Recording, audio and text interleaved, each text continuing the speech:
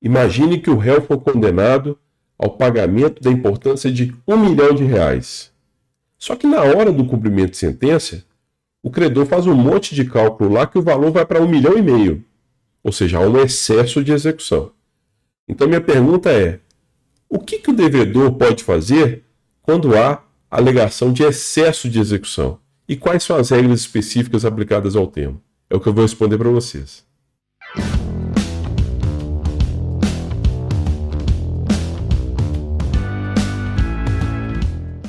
Olá, eu sou o Denis Madeira, sejam todos bem-vindos.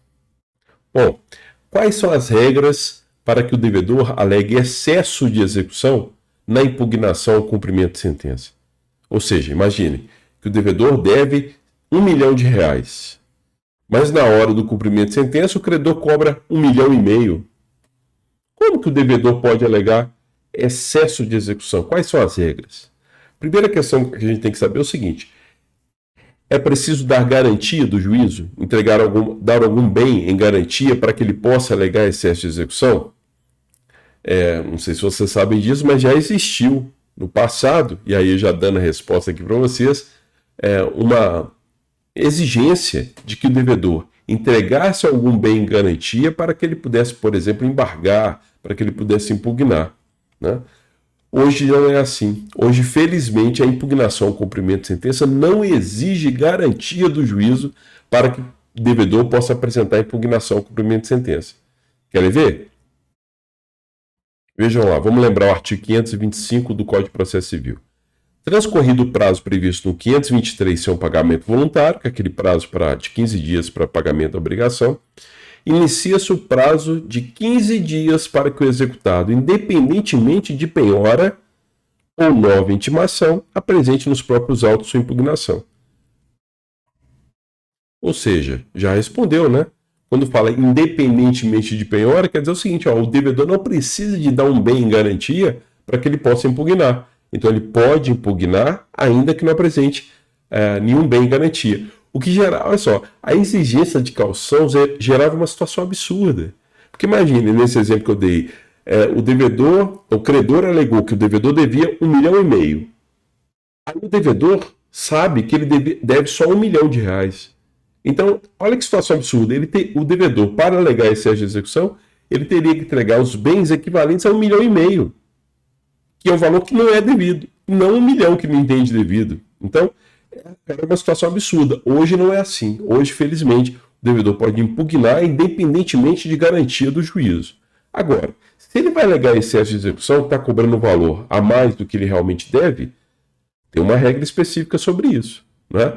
Então, o Código de Processo Civil ele traz algumas especificidades sobre esse tema. Como é que funciona o Código de Processo Civil e quais são as regras para alegação de excesso de execução? Vamos lá, vamos ver.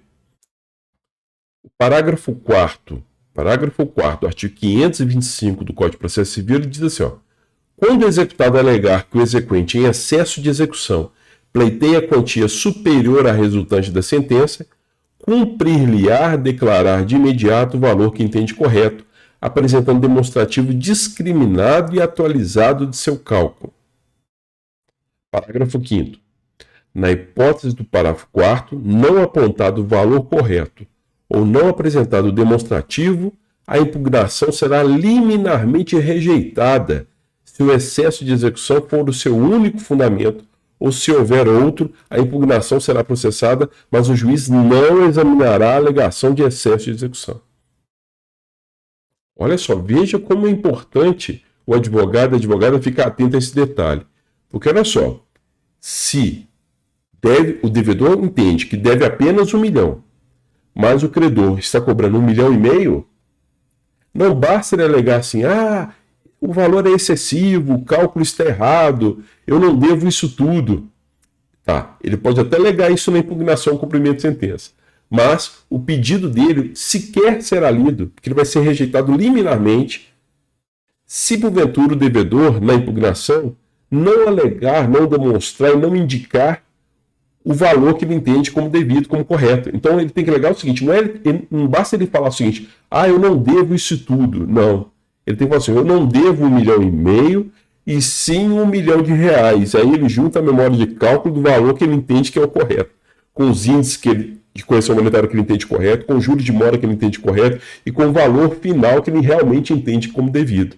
Sem isso, se ele não apontar qual que é o valor que ele entende como correto, o juiz, repito, vai rejeitar liminarmente essa alegação de excesso de execução, não vai sequer ler o mérito, né? Não vai julgar o mérito desse pedido dele de excesso de execução.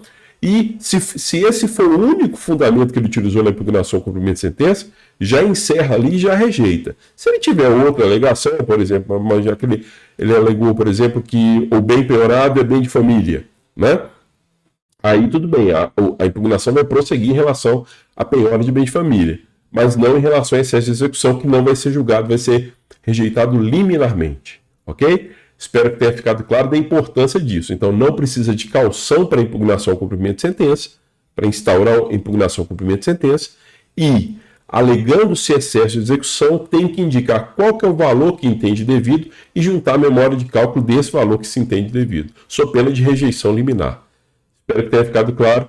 Até o próximo vídeo.